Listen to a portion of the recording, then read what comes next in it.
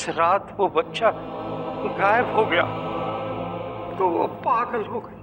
लेकिन वो बच्चा गायब कैसे हुआ? सुना है कि नर्सिंग होम वालों ने उस बच्चे को किसी को दे दिया।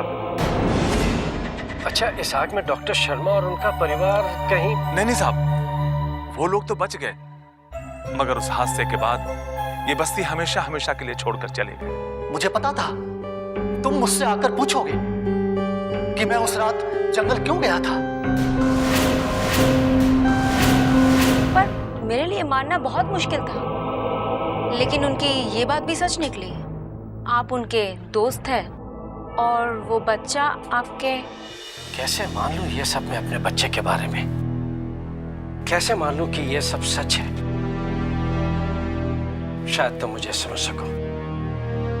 तुम अपने बाबा के साथ रहती हो जो 12 साल से इस कंडीशन में है, लेकिन तब भी तुमने उन्हें एक्सेप्ट किया हुआ है।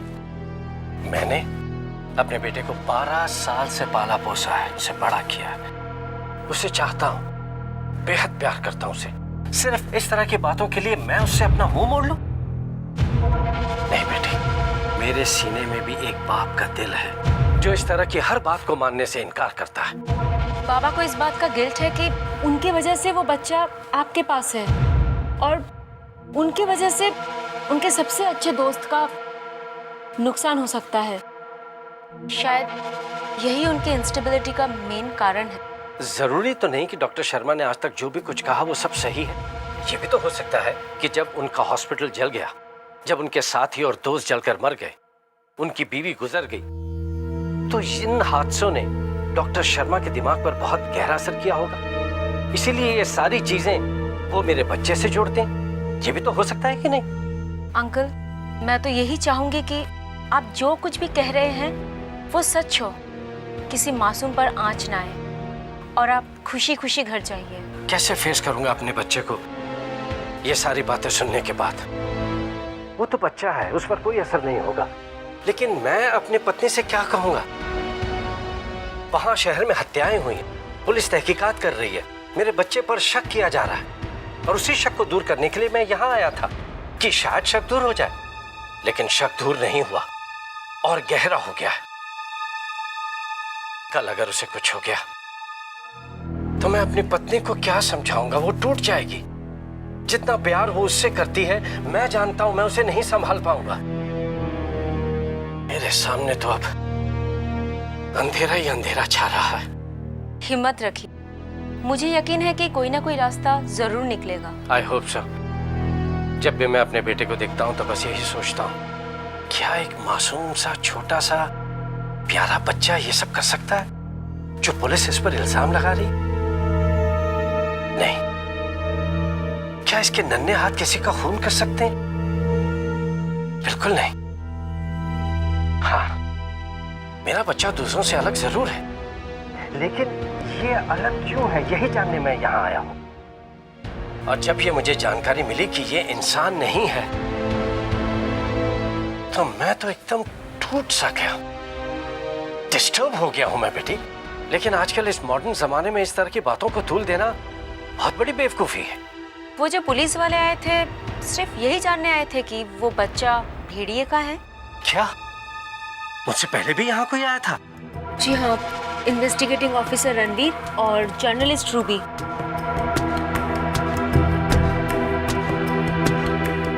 अच्छा, तो वो लोग यहाँ भी पहुंच गए। अब तो बात बहुत आगे बढ़ रही है। अंकल, आप ठीक तो है ना? पानी लाओ आपके लिए। नहीं बेटे, मैं बिल्कुल ठीक हूँ। तुम भीतर जाओ और देखो अपने पापा का ख्याल रखना।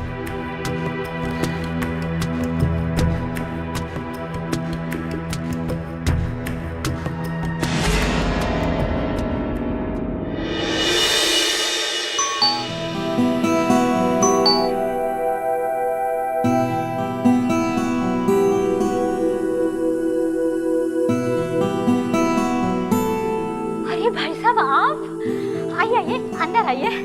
अरे सुनिए, देखिए कौन आए हैं। अरे सुनिए तो, देखिए कौन आए हैं। जल्दी आइए। रवि भाई साहब। प्रदीप, जीते रहो। कितने सालों बाद खबर ली आपने? अरे भाई साहब, आप अकेले आए हैं? सुधा भाभी कहाँ है? आपका बेटा कहाँ है? लगता है भाई साहब आप हम लोग को भूल गए हैं। माला, भाई साहब आए हैं, चाय नाश्ते का इंतजाम करो, बहुत टाइम मिलेगा शिकायतों के लिए। ठीक है, आप लोग बैठिए, मैं लाती हूँ। आइए भाई साहब, प्लीज।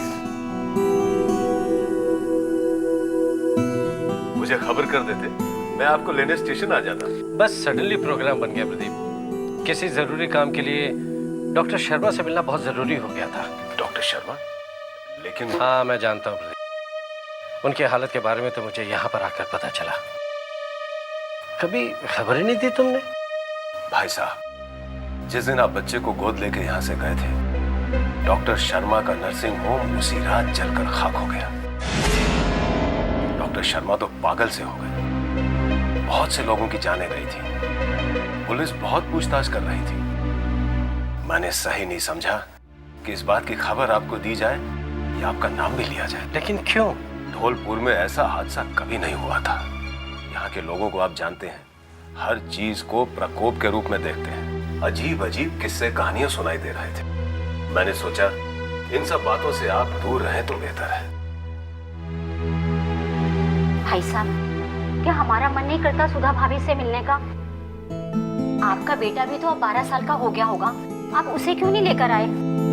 माला, रवि भाई साहब हमसे मिलने नहीं आए, ये तो डॉक्टर शर्मा से मिलने आए हैं। प्रदीप, कभी हुआ है ऐसा कि मैं धौलपुर आया हूँ और बगैर तुम लोगों से मिले चला गया? वो तो एक अरसा हो गया भाई साहब। बच्चे का नाम क्या रखा है? राहुल। राहुल? बिल्कुल भगवान का रूप होगा। सुधा भाभी ने उसे सर्वगुण संपन्न बनाया होगा। भाई साहब, कभी धौलपुर उन्हें भी लेकर आइए ना। डॉक्टर शर्मा तो भाई साहब जिस काम के लिए आप आए हैं वो तो हुआ नहीं होगा। मुझे हुक्म दीजिए, बताइए क्या करना है। नहीं, कुछ नहीं, बस अब मैं लौट जाऊंगा। समझती हूँ भाई साहब, अपने एक अच्छे दोस्त की हालत को देखकर आपका मन बहुत खराब हुआ होगा। पता नहीं भगवान भी उन्हें किस बात की सजा दे रहे हैं। शायद शैतान भी किसी का इतना बुरा हाल नहीं करता होगा। मैंने कहा था इनको कि आपको खबर कर दें, पर यहाँ पर पत्रकार रोज एक एक नई कहानियां छाप रहे थे। और जानते हैं भाई साहब, एक पत्रकार को तो ये भी मालूम हो गया था कि जिस दिन नर्सिंग होम में आग लगी थी उस दिन आप एक बच्चा वहां से लेकर गए थे। और जानते हैं भाई साहब, एक पत्रकार को तो ये भी मालूम हो गया था कि जिस दिन नर्सिंग होम में आग लगी थी उस दिन आप एक बच्चा वहां से लेकर गए थे। पत्रकार मेरा दोस्त था, मैंने उसे चुप करा दिया। मैंने उससे कहा, खामखा आप लोगों की अटकलों में भाई साहब परेशान हो गए। ठीक किया तुमने प्रदीप। ये प्रेस वाले तो एक छोटी सी बात को धारावाहिक कहानी बना देते हैं। जी हाँ, बेकारी भाभी और राहुल पर इसका असर पड़ता। भाई साहब, मैं तो तरस गई हूँ आपके चांद के टुकड़े को देखने के लिए। आपने उसे कभी बताया है कि उसके चाचा चाची धौलपुर में रहते हैं? माला, जब मैं उसे धौलपुर लेकर आऊंगा तो तुम खुद उसे पूछ लेना। भाई साहब, एक लड़की यहाँ पूछताछ करने आई थी। यहाँ? तुमसे? कौन? मुझसे नहीं भाई साहब, एक रूबी गुजराल नाम की लड़की मेरे पत्रकार दोस्त से मिली थी। उसी नर्सिंग होम के हादसे के सिलसिले के बारे में, लेकिन वो खास तौर से किसी बच्चे के बारे में जानना चाहती थी। उस पत्रकार ने बातों ही बातों में पक दिया कि आप उस नर्सिंग होम से बच्चा गोद लेके गए थे। ओह, तभी। और मैं तब से यही सोच रहा था कि डॉक्टर शर्मा ने यह गलती की है, क्योंकि हम लोगों ने आपस में तय किया था कि हम इस राज को आखिर तक राज ही रखेंगे, क्योंकि मैं नहीं चाहता था कि राहुल को किसी भी तरह से पता चले कि वो मेरा असली बेटा नहीं है। भाई साहब, मैंने बहुत डांटा उस पत्रकार को कि जब वो इतने साल चुप रहा, आप क्यों बक दिया? वो रूबी गुजराल तो अभी भी यही है, पता नहीं क्या तलाश कर रही है वो तो डॉक्टर शर्मा के यहाँ भी गई थी। क्यों मेरी जिंदगी में जहर घोल रही है वो?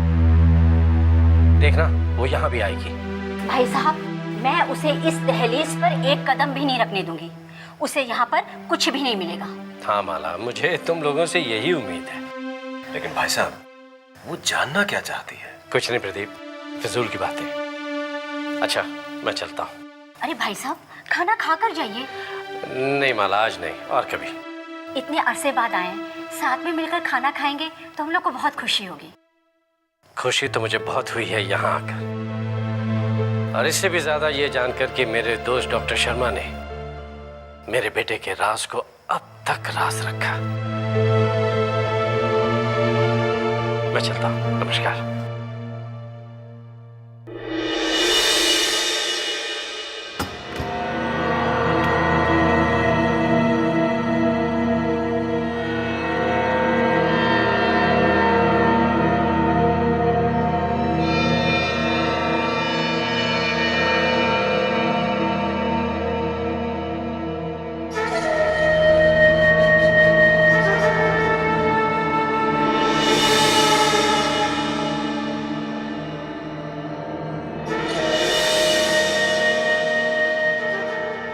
कैसा है मेरा बेटा?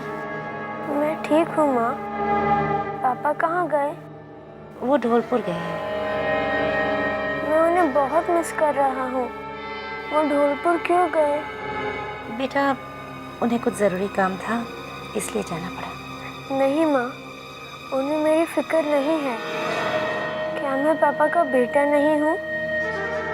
क्या मेरी बीमारी से ज़्यादा ज़रूरी उनका काम है? ऐसा क्यों कह रहे हो बेटा? वो तो तुमसे बहुत प्यार करते हैं। नहीं माँ, मुझे ऐसा नहीं लगता।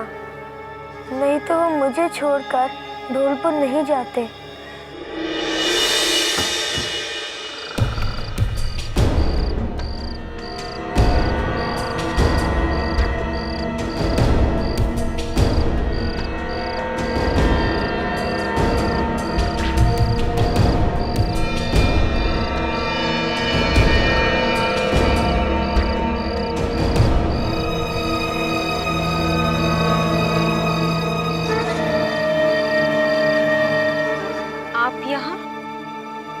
इस वक्त?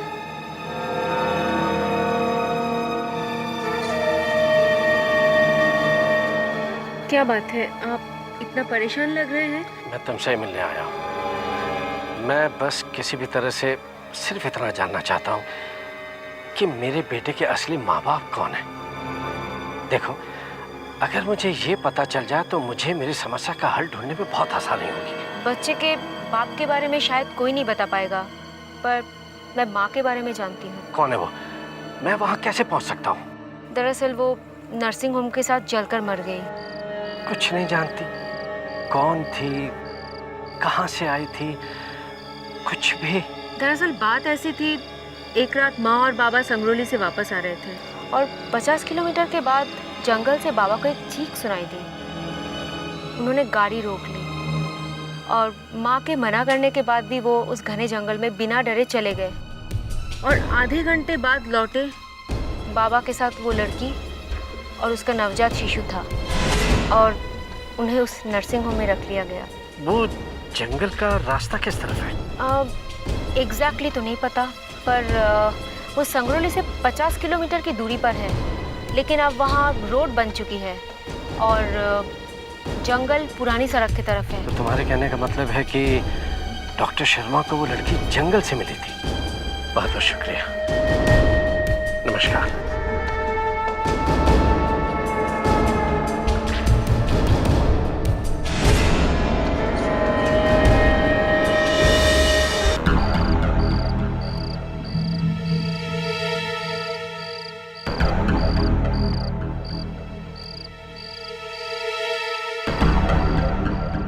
भाई साहब, ओ भाई साहब, संगरोली चलोगे? हाँ बिल्कुल चलूंगा, लेकिन पहले तेजपुर जाऊंगा, फिर तेजपुर से संगरोली। क्यों? इतना लंबा रास्ता क्यों? वैसे भी मुझे संगरोली नहीं जाना है। ढोलपुर संगरोली रोड पर संगरोली से 50 किलोमीटर पहले ही जाकर वापस आ जाना बस। ठीक है, सीधा सीधा चलते हैं, लेकिन पूरे 2500 लूंगा। 2500 रुपए? इतने ज्यादा पैसे? वो जगह है ही कितनी दूर? सवाल दूरी का नहीं है बाबूजी, खतरे का है। मैं तो बोलूं ए वक्त आपको कोई लेके जावे नहीं। वैसे भी संगरोली कोई जाना नहीं चाहे। अगर कोई जाता तो सुबह सुबह जाता और शाम होने से पहले पहले वापस आ जाता। ऐसी क्या बात है कि वहां कोई जाना नहीं चाहता? क्या खतरा है वहां? एक अनजाना खतरा जिसने उस रास्ते पर चलने वाले लोगों के मन में खौफ भर दियो है। वहां गड्डी अचानक खराब हो जाती है, वो शीशे टूट जाते हैं, अजीब अजीब से एक्सीडेंट होते हैं। पिछले 12 सालों में ना जाने उस रास्ते पर चलने वाले कितने लोगों की मौत हो गई और कितने गायब हो गए। 12 साल 12 साल पहले डॉक्टर शर्मा का नर्सिंग होम चला। 12 साल पहले वो पागल हुए थे। 12 साल पहले जहां से वो बच्चा लाए थे वहां इतना खौफ फैला हुआ है।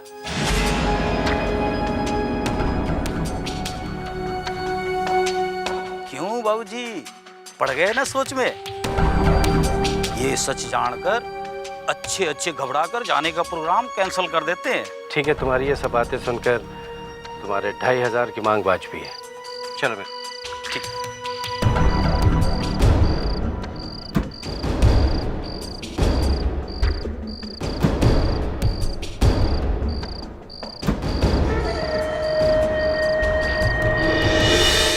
तन्वी की कहानी, डॉक्टर शर्मा के क्लिनिक के बाहर मिले वो फुटप्रिंट्स, औरत के जो भेड़िए में तब्दील हो जाते हैं। ऐसा लगता है जैसे कहानी के पर्दे एक के बाद एक खुलते जा रहे हैं। मुझे तो लग रहा है कि ये केस उलझते ही जा रहा है। तन्वी की कहानियां सुनी सुनाई हैं, हियर से। अगर उनमें सच्चाई खोजनी है तो हमें संगरौली के जंगलों में जाना पड़ेगा। पर कहानी में सच्चाई तो है ही, राइट? रूबी, अगर हम सिर्फ ये साबित करना चाहते हैं कि राहुल भेड़िए का बच्चा है तो 12 साल पुरानी घटना का उस जंगल में कोई सबूत नहीं बाकी रहा होगा। लेकिन हमें सिर्फ ये साबित नहीं करना है, कुछ तो है। राहुल, वो गुफाएं, अब संगरौली का जंगल, ये कड़ियां हैं जो जुड़ी हुई हैं। इनमें सच्चाई खोजना अब बेहद जरूरी हो गया। नहीं, फॉरेस्ट तो जाना ही है, उसमें दो राय नहीं है, पर ऑफिसर, इतना बड़ा जंगल है, वो एग्जैक्ट स्पॉट कैसे मिलेगा? शुरुआत कहाँ से करेंगे? अगर उस जंगल में कुछ है तो कोई ना कोई रास्ता जरूर मिल जाएगा। यहाँ के फॉरेस्ट ऑफिसर से जाकर मिलते हैं, जंगल पहुंचने के लिए उनकी डिपार्टमेंट की मदद लेते हैं। What do you think? Yeah, I mean that's a good start, yeah. Let's go.